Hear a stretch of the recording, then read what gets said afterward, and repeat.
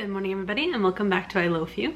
Today we are going to be making some small meatballs. I have made onion soup and we are going to essentially make a different version of an Italian wedding soup. So we are going to make mini meatballs and pasta to add into our onion soup. I will link in the corner our basic French onion soup recipe, which could be done ahead of time, and you can add meatballs to that. So we are going to get right in the kitchen and get started. All right, so to start with, I am going to put our ground beef into our bowl. This is maybe about 3/4 of a pound.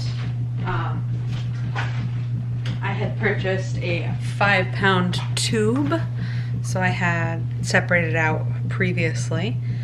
I'm going to add in 1 egg. I'm going to sprinkle in some breadcrumbs. We're going to start with about 1/4 cup. And then I am going to add a little bit of salt, pepper, oregano, garlic powder, or you can add actual garlic if you have that in your fridge. I'm gonna add a little bit of onion powder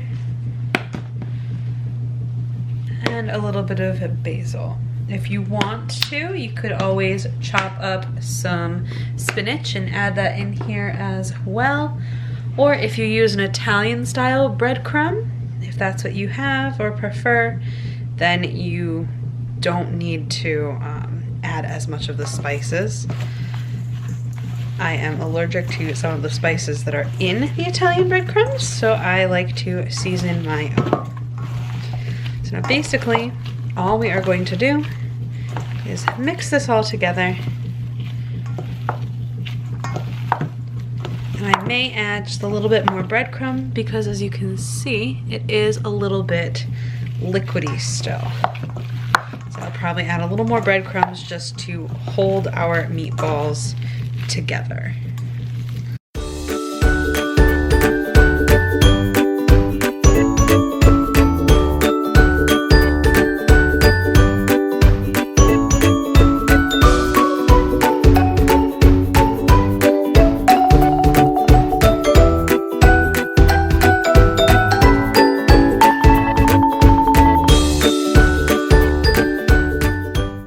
Now, because I'm putting this in soup, I am going to make very small meatballs. So really all I'm going to do is pinch off a little bit. You just want to roll them into meatballs. Pretty basic and self-explanatory. We will put them into a sprayed pan. That way we can put them in the oven and bake them.